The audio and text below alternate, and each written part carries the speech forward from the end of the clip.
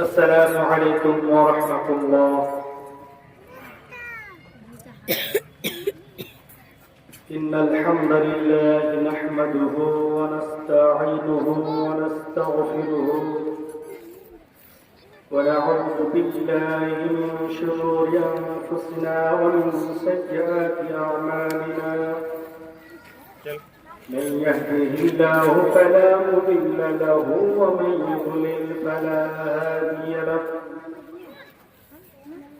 أشهد أن لا إله إلا الله وحده لا شريك له وأشهد أن محمدا عبده ورسوله الذي أرسله بالحق بشيرا ونذيرا وداعيا إلى الله بإذنه وسراجا منيرا. أما بعد فإن خير الحديث كتاب الله وخير الهدي هدي محمد صلى الله تعالى عليه وسلم وشر الأمور محدثاتها وكل محدثة بدعة وكل بدعة ضلالة وكل ضلالة في النار. أعوذ بالله من الشيطان الرجيم. بسم الله الرحمن الرحيم. الرحمن علم القرآن خلق الإنسان علمه البيان. رب اشرح لي صدري ويسر لي أمري واحلل عقدة من لساني يفقهوا قولي. رب زدني علما. পৃথিবী আমার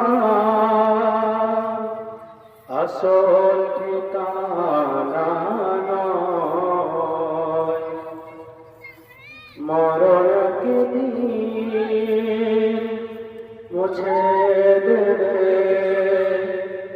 সকল রঙিন পরিচয়। পৃথিবী আমার আসল ঠিকানা নয়, মরণ একদিন মুছে দেবে সকল রঙিন পরিচয়। পৃথিবী আমার আসল ঠিকানা নয়। মিছে তামাশায় চলছি আমি নির্দ্বিধায়। মিছে তামাশায় চলছি আমি নির্দ্বিধায়। মরতে হবে নিশ্চয়, তবে কেন ভুলে মরতে হবে নিশ্চয়, তবে কেন ভুলে আজরাইল আসিলে মালাকুল মউত আসিলে মুছে দেবে পরিচয়। পৃথিবী আমার আসল ঠিকানা নয়, মরণ একদিন মুছে দেবে সকল রঙিন পরিচয়। পৃথিবী আমার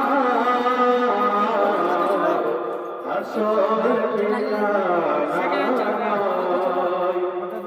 গড়ে জীবন করেছি চেষ্টা, গড়ে জীবন সমল করেছি চেষ্টা।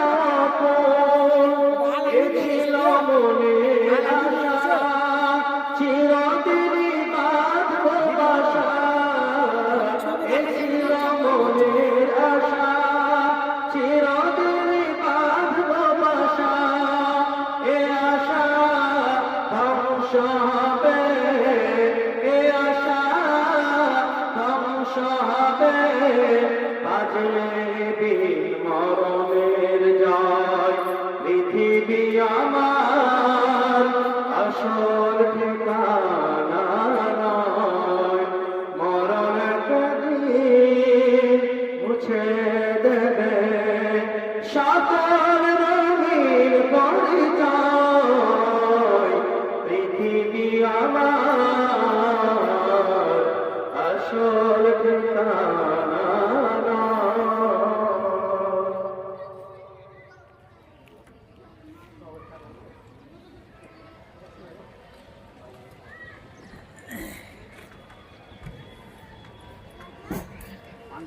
শ্রদ্ধেয় সম্মানিত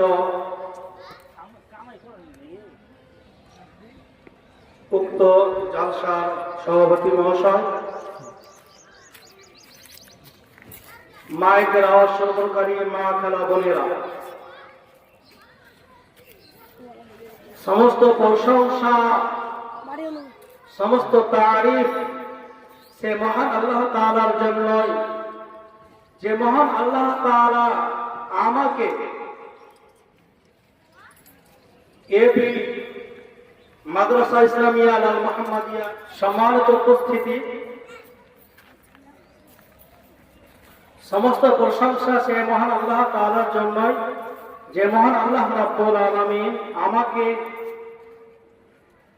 এই মহিলা মাদ্রাসায় কিছু আলোচনা করার জন্য সুযোগ দিয়েছেন। তাই আমরা বলি আলহামদুলিল্লাহ। অতঃপর দরুদ ও সালাম বর্ষিত হোক আমাদের শেষ নবী মুহাম্মদ রাসূলুল্লাহ সাল্লাল্লাহু আলাইহি ওয়াসাল্লামের উপর। আল্লাহুম্মা সাল্লি আলাইহি, আল্লাহুম্মা বারিক আলাইহি ওয়া সাল্লিম, আল্লাহুম্মা আমিন। আজ 19 জানুয়ারি এবি মাদ্রাসা আল মুহাম্মাদিয়া লীলবানাত মহিলা মাদ্রাসার উন্নতি কল্পে জালসা। এই জালসা আমি আপনাদের সম্মুখে কয়েকটি হাদিসে কোরআন বলবো। আমার মূল বিষয় হচ্ছে কোরআনের মর্যাদা, কোরআনের বৈশিষ্ট্য। পৃথিবীতে অনেকগুলো ধর্মগ্রন্থ রয়েছে, সবচাইতে শ্রেষ্ঠ, সবচাইতে উন্নত মানের গ্রন্থ চাল কোরআন। তাই আমি আপনাদের সম্মুখে এই কোরআন নিয়ে কয়েকটি হাদিস কোরআন বলবো। ওমা তাওফিক ইল্লা বিল্লাহ। সম্মানিত শ্রদ্ধেয় উপস্থিত, আমরা সকলে জানি পৃথিবীর বুকে অনেকগুলো ধর্ম রয়েছে। পৃথিবীর বুকে অনেকগুলো ধর্ম রয়েছে, যেমন সনাতন ধর্ম, শিখ ধর্ম, বৌদ্ধ ধর্ম, খ্রিস্টান ধর্ম। জি, তার মধ্যে আরেকটা হচ্ছে ইসলাম ধর্ম। ইসলাম ব্যতীত যতগুলো পৃথিবীতে ধর্ম রয়েছে সবগুলো বানাওয়াট। যে ইসলাম ব্যতীত, ইসলামকে বাদ দিয়ে, ইসলাম ছাড়া যতগুলো ধর্ম রয়েছে সমস্ত ধর্ম বাতিল, সমস্ত ধর্ম বানাওয়াট, তারা নিজে নিজে বানিয়ে নিয়েছে। পৃথিবীর মধ্যে যতগুলো ধর্ম রয়েছে প্রত্যেক ধর্মে গ্রন্থ রয়েছে, কিতাব রয়েছে। জি, প্রত্যেক ধর্মে গ্রন্থ, কিতাব, বই রয়েছে। যতগুলো গ্রন্থ পৃথিবীর মধ্যে রয়েছে, তার আগে বলি পৃথিবীর মধ্যে যতগুলো ধর্ম রয়েছে সবচাইতে শ্রেষ্ঠ একমাত্র ধর্ম হচ্ছে ইসলাম ধর্ম। আর পৃথিবীতে যতগুলো ধর্মগ্রন্থ রয়েছে সবচাইতে গুরুত্বপূর্ণ ধর্মগ্রন্থ হচ্ছে আল কোরআন। আজকে দেখুন এই আল কোরআন সবচাইতে গুরুত্বপূর্ণ বলে আজকে এই কোরআন উপর অত্যাচার চলছে। ইসলাম ধর্ম সত্য ধর্ম বলেই আজকে ইসলাম ধর্মের ওপর আঘাত করছে। সম্মানিত উপস্থিতি, কোরআনের মধ্যে এমন কোন মর্যাদা রয়েছে যে মর্যাদার কারণে আজকে তারা মুসলিমদের উপর অত্যাচার করছে, তারা কোরআনের উপর অত্যাচার করছে। কোরআনের মধ্যে এমন কোন গুরুত্ব রয়েছে যেটা পরিবেশন করলে, মানুষ সামনে বললে মানুষ হারে কাঁপে। কোরআনের মধ্যে এমন কোন গুরুত্ব রয়েছে, মর্যাদা রয়েছে যেটা মানুষ ছাড়া অন্য কোন জিনিস, অন্য কোন বস্তু তার দায়িত্ব নিতে পারেনি। সম্মানিত উপস্থিতি, আমরা জানব যে আল্লাহ রাব্বুল আলামিন এই কোরআনকে দায়িত্ব দিতে চেয়েছিলেন কার উপরে। আমরা যদি দেখি সূরা আহজাব আয়াত 72, আল্লাহ তাআলা বলছেন, ইন্না আরাদনাল আমানাতা আলাস সামাওয়াতি ওয়াল আরদি ওয়াল জিবাল, নিশ্চয় আমি, আল্লাহ বলছেন নিশ্চয় আমি এই কোরআনকে দায়িত্ব দিতে চাইলাম, অর্পণ করতে চাইলাম কার উপরে? আলাস সামাওয়াত, আসমানের উপরে, ওয়াল আরদ, এবং জমিনের উপরে, ওয়াল জিবাল, এবং পাহাড়ের উপরে। যে আমরা অত আয়াতের অংশে কি বুঝতে পারলাম? যে মহান আল্লাহ রাব্বুল আলামিন এই কোরআনের দায়িত্ব নেওয়ার জন্য তিনি বলেছিলেন আসমানকে, তিনি বলেছিলেন জমিনকে, তিনি বলেছিলেন পাহাড়কে, কিন্তু ফাআবাইনা আইয়াহমিলনাহা ওয়া আশফাকনা মিনহা, কিন্তু তারা এর দায়িত্ব নিতে তারা নিজেকে অযোগ্য মনে করলো। যে আসমান, জমিন, পাহাড়, পর্বত, তারা এই কোরআনের দায়িত্ব নিতে তারা নিজেকে অযোগ্য মনে করলো। তারা ভয়ভীত হয়ে গেল।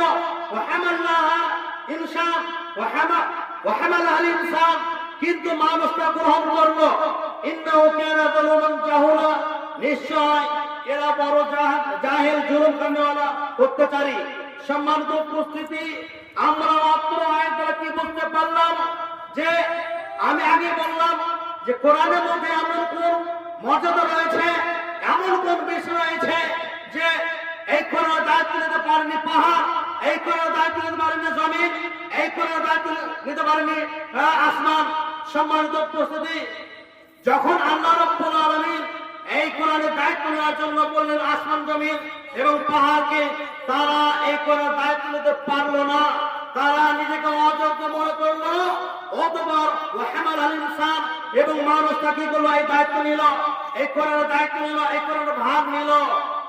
আর আল্লাহ রাব্বুল আলামিন মানুষকে সম্বোধন করে বলছেন যে তারা হচ্ছে জাহিল, তারা অত্যাচারী। সম্মানিত উপস্থিতি, আমরা অত্র আয়াত দ্বারা বুঝতে পারলাম যে মহান আল্লাহ রাব্বুল আলামিন আসমান, জমিন, পাহাড়, পর্বতকে দায়িত্ব দিলেন, কিন্তু তারা গ্রহণ করলেন না, তারা গ্রহণ করলো না। আল্লাহ রাব্বুল আলামিন তাদের কিছু বললেন না, তিনি বললেন মানুষকে। যদিও মানুষ এই কোরআন দায়িত্ব নিয়েছে, দায়িত্ব নেওয়ার পরে মানুষকে কেন আল্লাহ রাব্বুল আলামিন জাহিল বললেন? মানুষকে কেন আল্লাহ রাব্বুল আলামিন অত্যাচারী বললেন?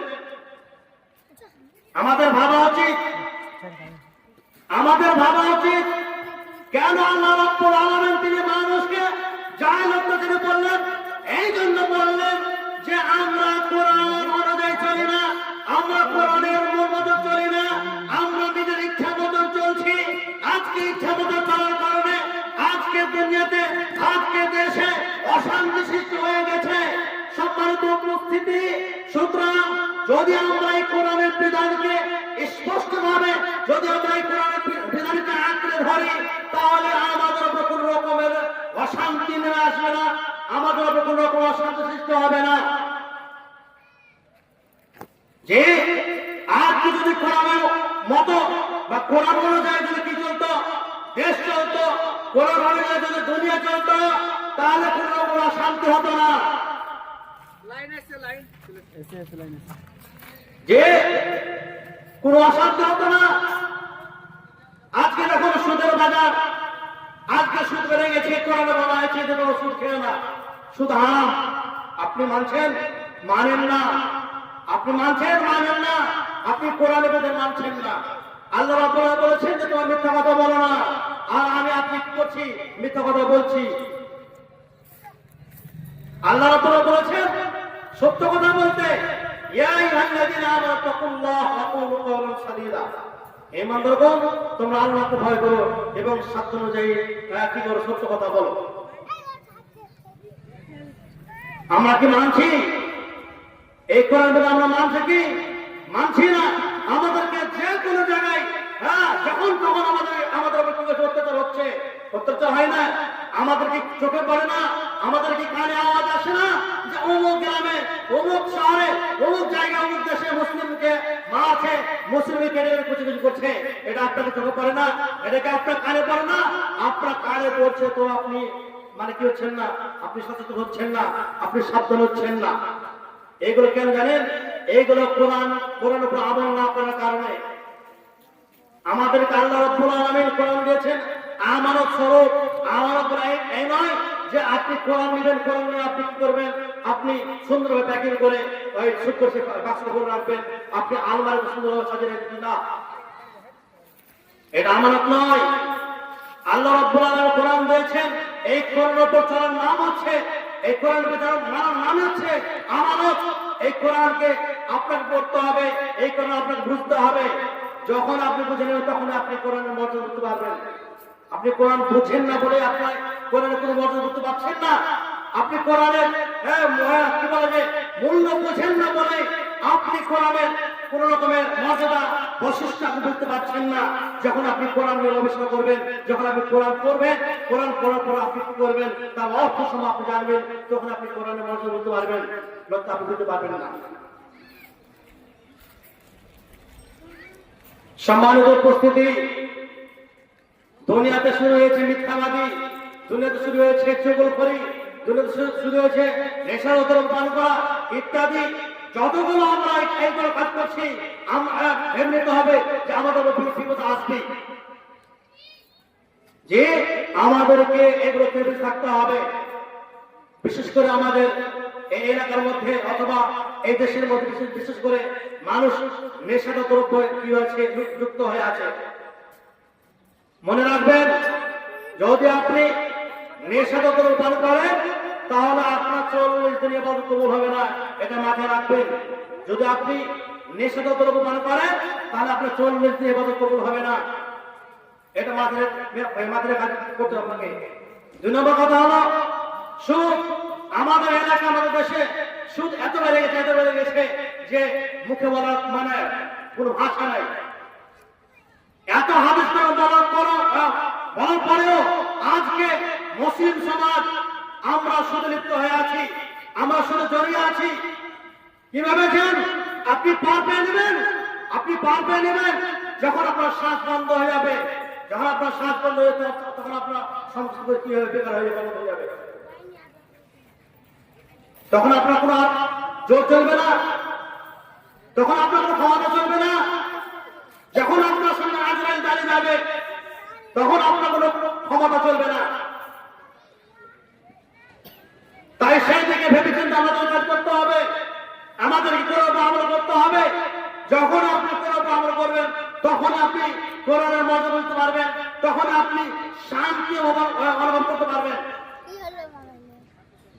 সম্মানিত উপস্থিতি, এই কোরআন এমন একটি কিতাব, এমন একটি ধর্মগ্রন্থ যে আপনার মানে কি বলে যে আপনার জন্ম থেকে নিয়ে মৃত্যু পর্যন্ত আপনি কিভাবে চলবেন সমস্ত কিছু আল্লাহ রাব্বুল আলামিন কোরআনের মধ্যে বলে দিয়েছেন।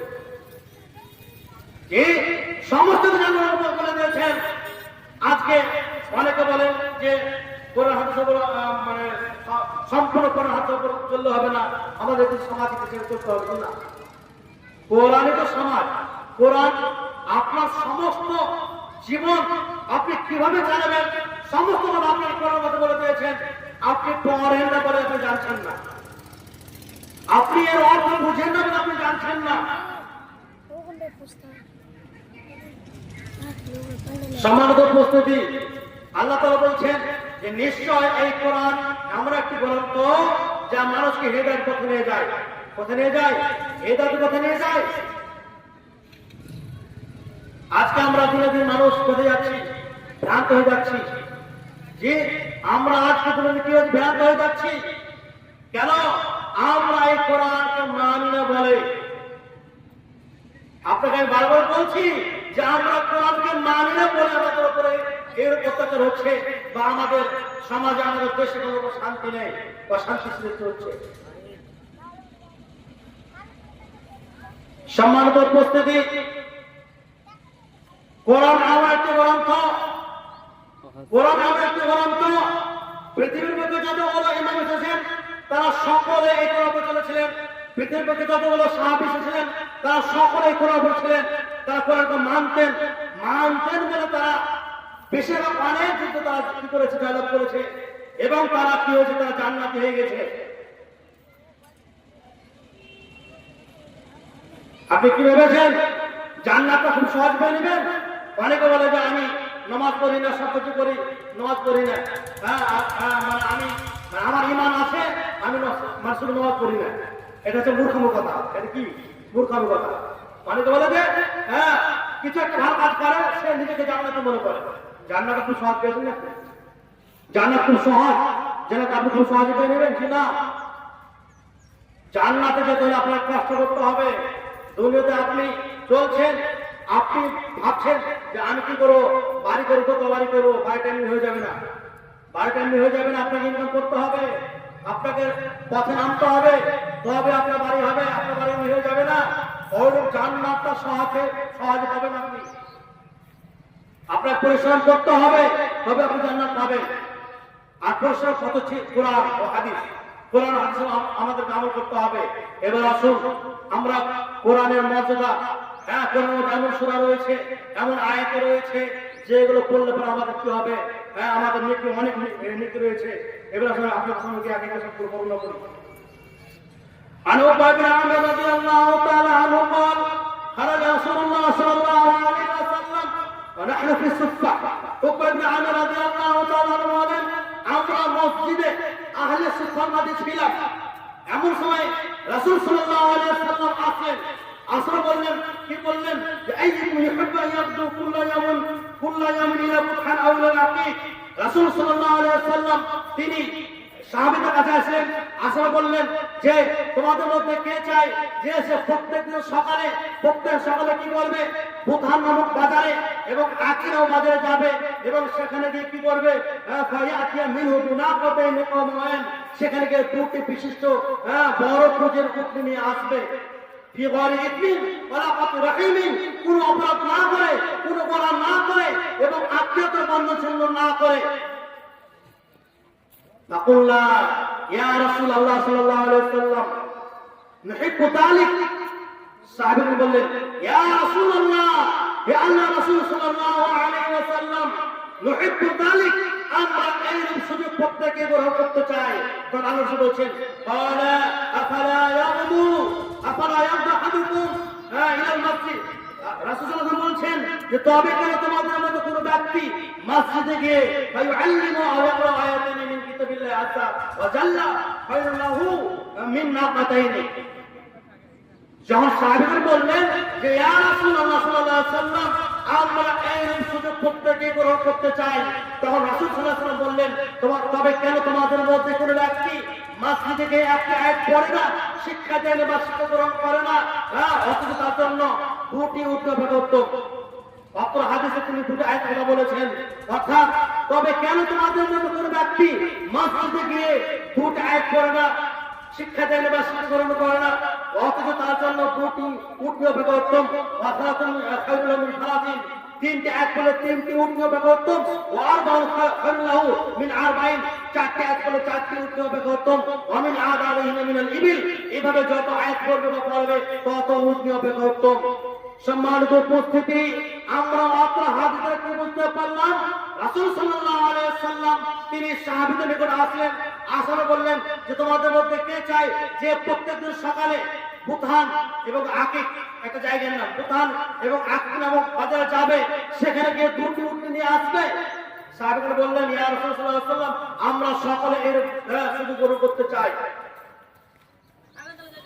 তো রাসূল সাল্লাল্লাহু বললেন যে তোমরা তবে কেন তোমাদের মধ্যে কেউ মসজিদে গিয়ে দুটি আয়াত শিক্ষা গ্রহণ করে না বা শিক্ষা দেয় না, অথচ তার জন্য দুটি উট অপেক্ষা উত্তম। এই হাদিসে বোঝা যাচ্ছে যে আপনি একটি উট দান করে যতটা আপনি নিতে পাবেন, আপনি যদি মসজিদে গিয়ে একটি আয়াত অথবা দুটি আয়াত পাঠ করেন তাহলে আপনি তার চেয়ে 2 গুণ নিতে পাবেন বা অধিক আপনি কি করেন নিতে পাবেন।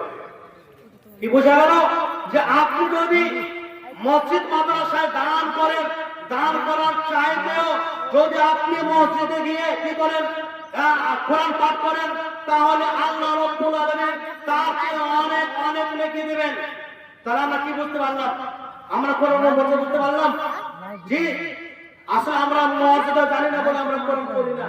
আজকে আমরা কোরআন করে শিখেছি, আজকে আমরা জেনারেল শিক্ষা নিয়ে ব্যস্ত হয়ে গেছি। মনে রাখবেন, একটা কথা মাথায় রাখবেন, কোরআন শিক্ষা ইসলামী শিক্ষা হচ্ছে 2 জাহানের জন্য। অর্থাৎ ইসলাম শিক্ষা অর্জন করলে আপনার পৃথিবীতে কাজে লাগবে এবং পরকালে কাজে লাগবে। আর জেনারেল শিক্ষা যদি শিক্ষা অর্জন করেন তাহলে আপনার দম থাকা অবধি আপনার সেটা কাজে লাগবে, যখন আপনার শ্বাস করে আপনার কাজ। যে দুনিয়াবী শিক্ষা আপনি শিক্ষা অর্জন করেন তাহলে আপনার যখন শ্বাস থাকবে ততক্ষণ অবধি আপনার কি হবে, আপনার ওই দুনিয়াবী শিক্ষা কাজে লাগবে। আর যখন আপনার শ্বাস শেষ তখন আপনার তার কাজ শেষ।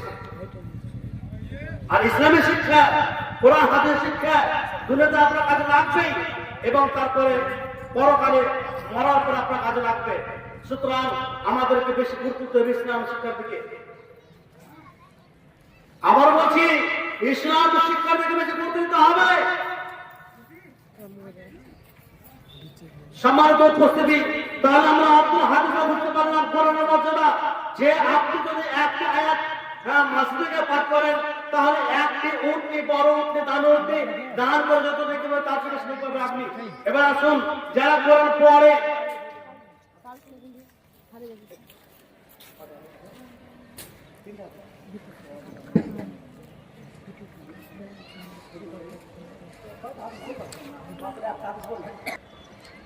এবার আসুন, যারা কোরআন পড়তে পারে এবং যারা কোরআন পড়তে পারে না তাদের মর্যাদা ভালো করে শুনুন, কান থেকে শুনুন।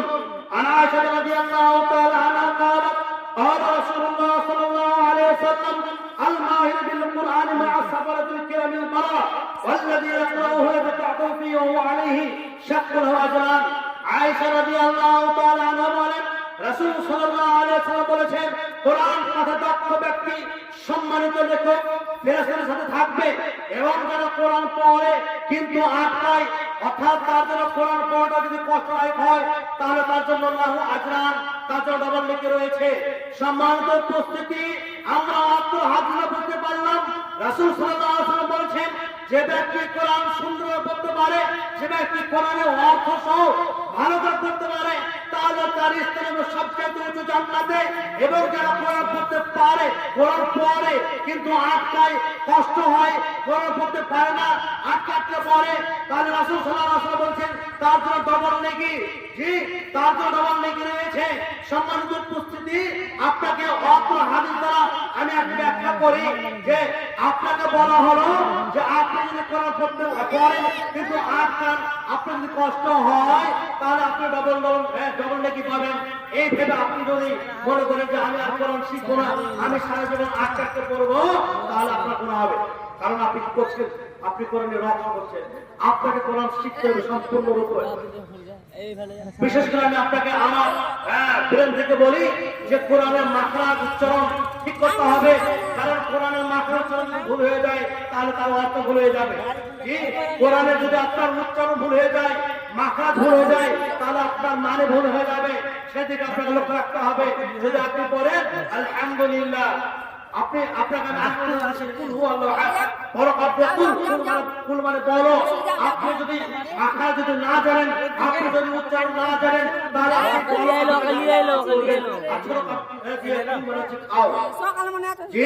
আপনি যদি বলেন বড় কাঁদতে বলেন কুল হু আল্লাহু আহাদ, বলো আল্লাহ তাআলা এক।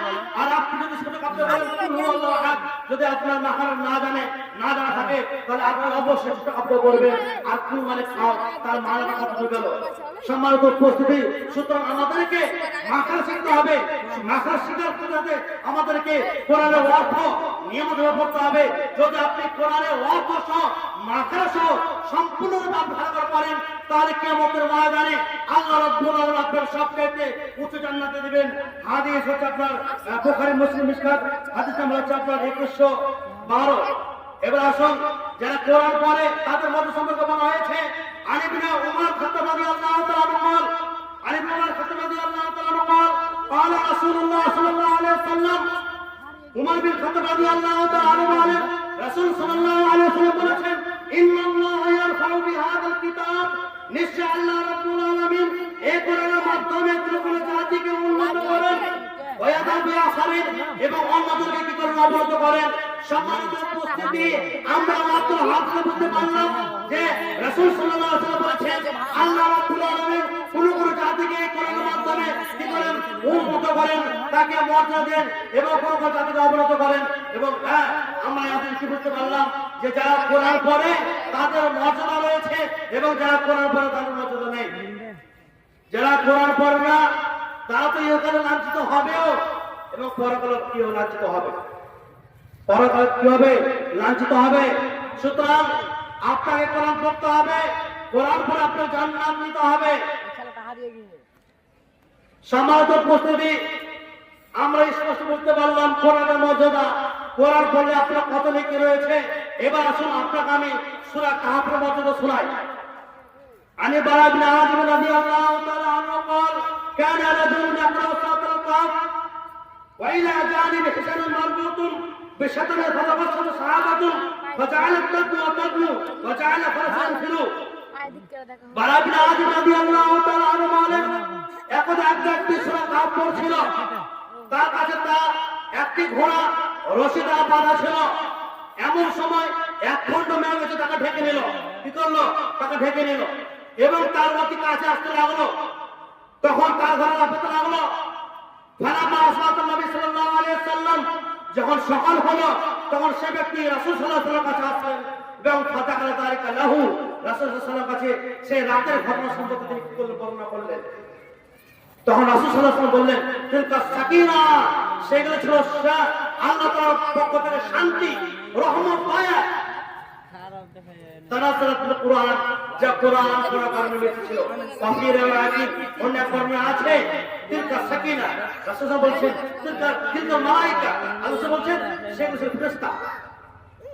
জি, কি বলছেন? সেগুলো ছিল কি ছিল? ফেরেশতা। দালাতলি সাউতিকা, তোমার কোরআনের শব্দ শুনে তারা তোমার কাছে এসেছিল। বলো কারাতা, তুমি যদি কোরআন পড়তে থাকতে লা আসবাহাত, তাহলে তারা সকাল পর্যন্ত থেকে যেত। ইয়ানজুরুনা ইলাইহা, মানুষ তাদেরকে দেখতে পেত। লা তাদরা মিনহু, এবং তারা মানুষের দৃষ্টিতে লুকাতে পারত না। আমরা মাত্র হাদিস দ্বারা কি বুঝতে পারলাম? রাসূল সাল্লাল্লাহু আলাইহি ওয়াসাল্লাম বলেছেন যে বারা ইবনে আযিব বর্ণিত যে এক ব্যক্তি সূরা কাহফ পড়ছিল রাতের বেলায়, এমন সময় এক খণ্ড মেঘ এসে তাকে ঢেকে নিল।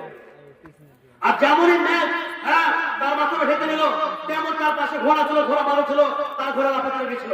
জি, লাগবে তো, যদি হঠাৎ করে আপনার মাথার উপরে ছায়া চলে আসে, হঠাৎ করে কোনো জায়গায় নেই, শুধু আপনার মাথার উপরে, তাহলে আপনার ভয় লাগবে কিনা?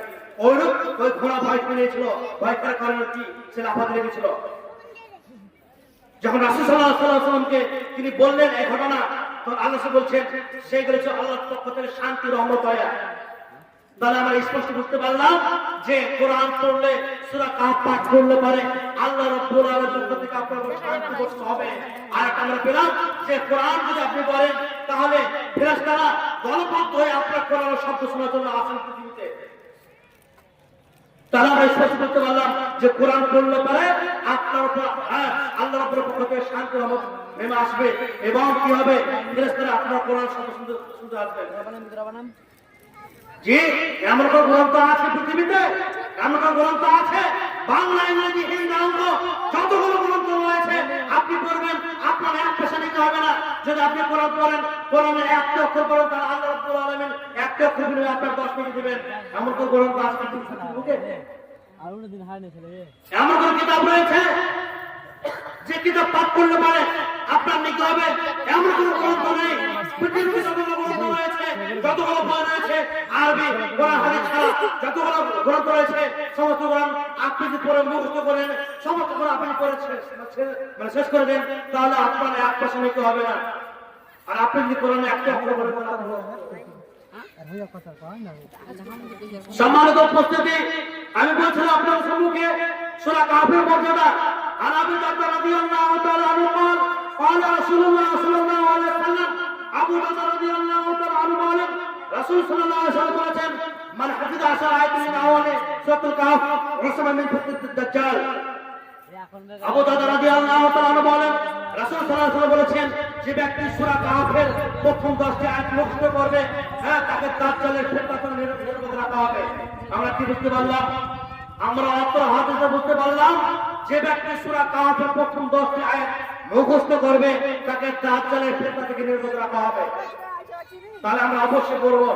আমরা কোরআনের মর্যাদা জানি না বলে আমরা পড়ি না। সূরা কাহফের অনেক মর্যাদা রয়েছে। আবু হুরায়রা রাদিয়াল্লাহু তাআলা আনহু قال رسول الله صلى الله عليه وسلم, আবু হুরায়রা রাদিয়াল্লাহু তাআলা আনহু বলেন, রাসূল সাল্লাল্লাহু আলাইহি ওয়াসাল্লাম বলেছেন, মান করা, আল্লাহ বলছেন, যে ব্যক্তি সূরা কাহফের প্রথম 3টি আয়াত পাঠ করবে, তাকে দাজ্জালের ফিতনা থেকে নিরাপদ রাখা হবে। তাহলে আমরা অন্য হাদিসে বলতে পারলাম যে আপনি যদি সূরা কাহফের প্রথম 3টি আয়াত পড়েন, নিয়মিত পাঠ করেন, তাহলে আপনাকে দাজ্জালের ফিতনা থেকে আপনাকে বাঁচানো হবে। আর তাহলে শুনুন, আনাবি সাইদ খুদরি রাদিয়াল্লাহু তাআলা আনহু আন্না নবী সাল্লাল্লাহু আলাইহি ওয়াসাল্লাম,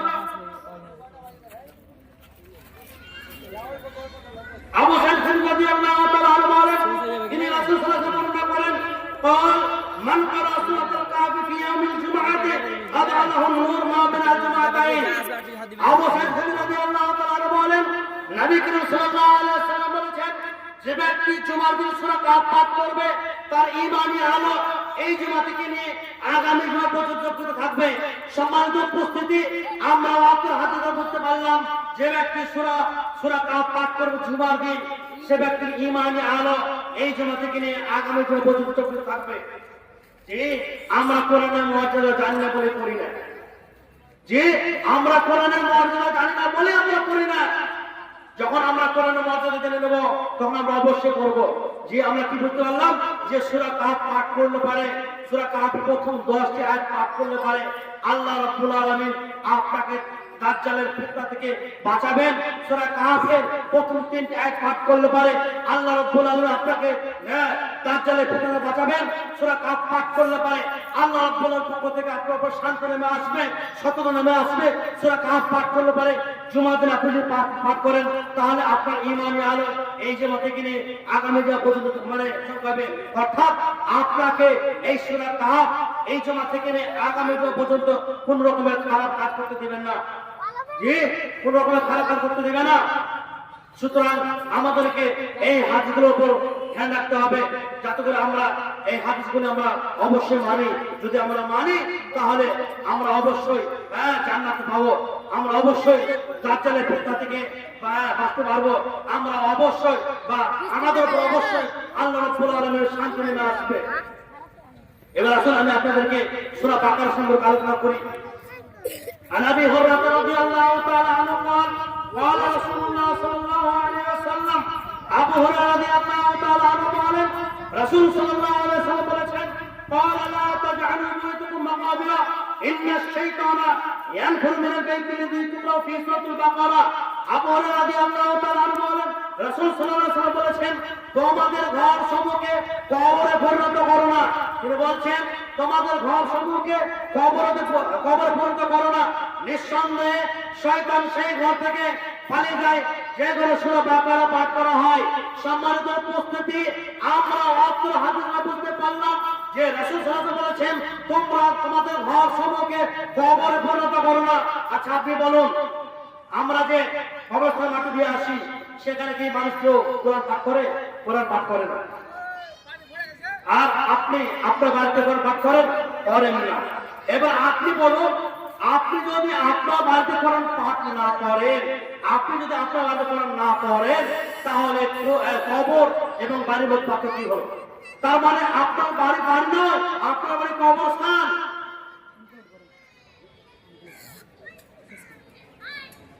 সম্মানিত উপস্থিতি, সুতরাং কোরআন আপনাকে আমাকে পড়তে হবে, সূরা বাকারা পাঠ করতে হবে আপনাকে আমাকে।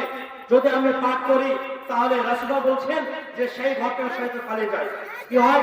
সেই ঘর থেকে শয়তান পালিয়ে যায়, সেই ঘরে কোনো শয়তান থাকে না। সম্মানিত উপস্থিতি, আরো বলার ছিল, সময় শেষ হয়ে গেছে। শেষে বলে আল্লাহ তাআলা যেন আমাকে আপনাকে যতগুলো কোরআন হাদিস বললাম সমস্ত কোরআন হাদিসের উপর আমল করার তৌফিক দান করুন। আমিন। ওয়া মা আলাইনা ইল্লা বালাগ। আসসালামু আলাইকুম ওয়া রাহমাতুল্লাহ।